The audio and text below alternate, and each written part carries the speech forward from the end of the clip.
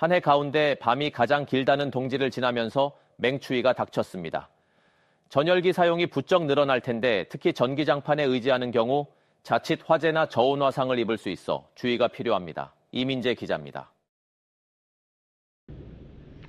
올해 겨울 들어 가장 추운 날씨를 기록할 정도로 맹추위가 닥쳤습니다.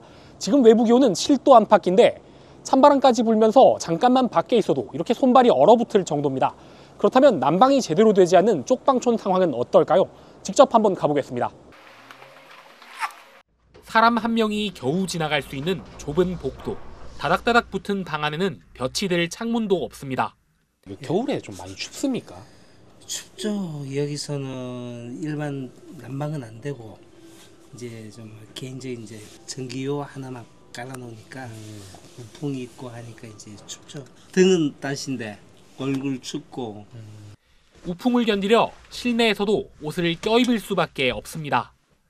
엄청 추워. 장박 깔아놔서 집에 있어도 감기 걸리는데 약감이 많이 들잖아요.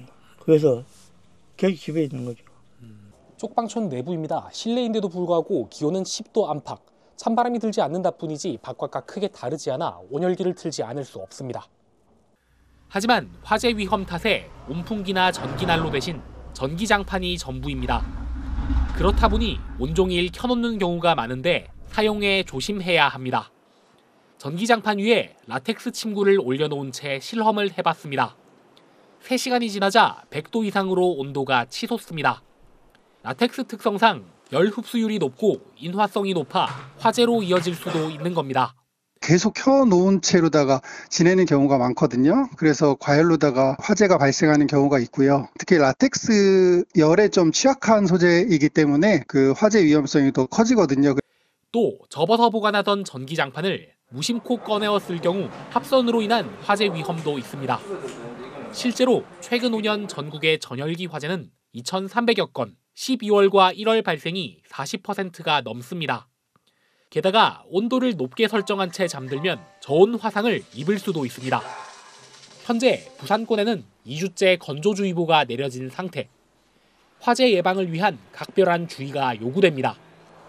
KNN 이민재입니다. 겨울 대표 과일인 딸기 출하가 본격적으로 시작됐습니다. 하지만 올해는 탄저병 등 병해충 위험과 이상기후 여파로 초기 작황이 좋지 않아 가격이 만만치 않을 전망입니다. 박명선 기자가 보도합니다. 경남의 한 비닐하우스입니다. 푸른 잎 사이로 탐스럽게 익은 딸기들이 매달려 있습니다.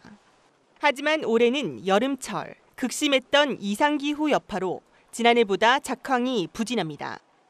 탄저병 등 병해충 피해가 최대 20%가량 발생했고 딸기 모종을 심는 시기가 지연되면서 출하 시기도 평년 대비 일주일에서 10일가량 늦어졌습니다. 이상 고온 때문에 정식 시기도 늦춰졌지만은 딸기 육묘 상태가 안 좋아서 탄저병이라든지 이런 부분에 피해를 많이 겪고 있습니다. 지금 수확량도 이제 일부 농가들은 현저히 지금 감소가 되고 있는 상태고.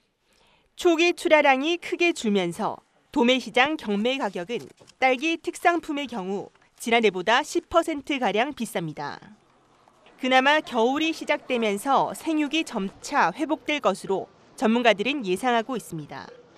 한편 경남 고성에서는 토지 재배 방식이 아닌 고설 재배와 스마트팜 등을 활용해 기후 위기에 대응하고 경쟁력을 높인다는 계획입니다. 요즘 지속되고 있는 이상 고온에 따른 피해에 대응할 수 있는 스마트팜 등 재배 시설의 현대화와 그리고 신기술 보급 확대 등을 통해서 품질이 균일한 그런 딸기를 생산하기 위해서 노력을 하고 있습니다. 유례없는 기후변화와 탄저병 확산 탓에 제철 작물 출하 시기도 큰 영향을 받고 있습니다. KNN 박명선입니다.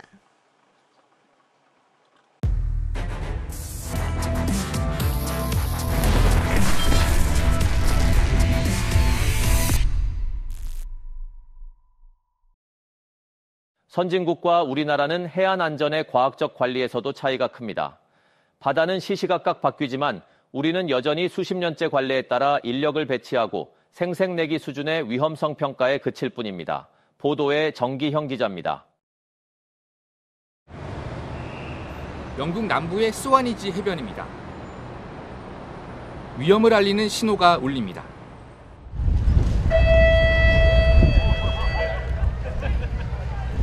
구조보트가 빠르게 출동합니다.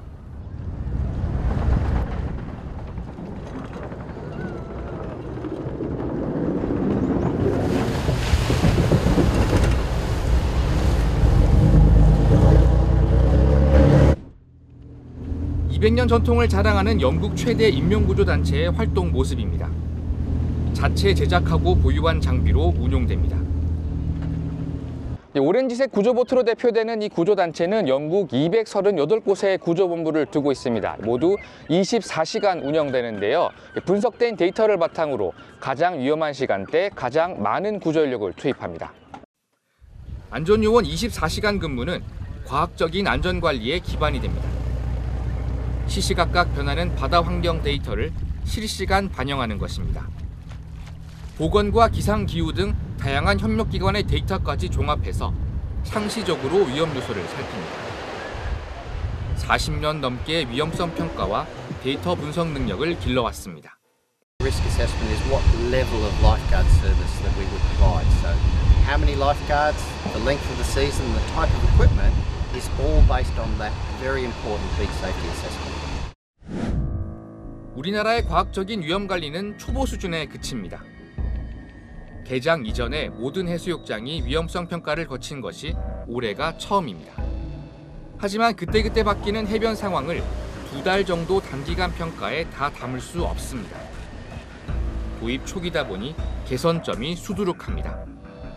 측량업체가 용역을 받는 지경입니다. 인명구조나 안전관리의 전문성을 갖고 있는 기관들이 들어오지 않고 측량업체들, 백사장 넓이구하고 이런 데들이 들어와서 이제 위험성 조절하겠다고 해서 보호소의 퀄리티가 떨어지게 되고 해양 레저 문화가 발달한 선진국은 일찌감치 바다를 사계절 즐기는 공간으로 바꿨습니다. 정부와 민간단체의 협력뿐 아니라 시민의 참여가 숨은 힘입니다. It's that there's a whole community response coming together, and it should be search and rescue organisations, water safety volunteers, community, local businesses. It's really important that local businesses are part of that as well. 기후변화로 지구가 따뜻해지고 있습니다. 수온이 오르면서 바다는 언제든지 입수 가능한 환경이 되어갑니다. 바다를 찾는 사람들이 점점 많아지는 지금, 이에 걸맞는 사고 예방 체계가 시급합니다. 테트라포드에서도 해변에서도 더 이상 사람이 죽어서는 안 됩니다. KNN 정기영입니다. 경남 거제와 부산 도심을 잇는 광역 급행형 버스가 이르면 내년 하반기 개통됩니다. 국토교통부 대도시권 광역교통위원회는 최근 경남 거제 문동동과 부산역을 잇는 민영 광역 급행형 버스 노선 신설을 결정했습니다. 해당 노선은 내년 상반기 사업자 모집 선정을 하게 되면 하반기부터 개통될 전망입니다. 현재 거제와 부산 간에는 서부 상권까지만 오가는 시내 직행 좌석 버스와 시외버스만이 있습니다. 민생안정 특별기간을 선포하고 경남사랑 상품권 발행과 소상공인 긴급 경영자금 대책 등을 내놓은 경남도가 중소기업 경영난 해소를 위한 3차 민생안정 대책을 발표했습니다. 경남도는 올해 도 중소기업 육성자금을 받지 못한 기업들을 대상으로 긴급 경영안정자금 1,240억 원을 지원합니다.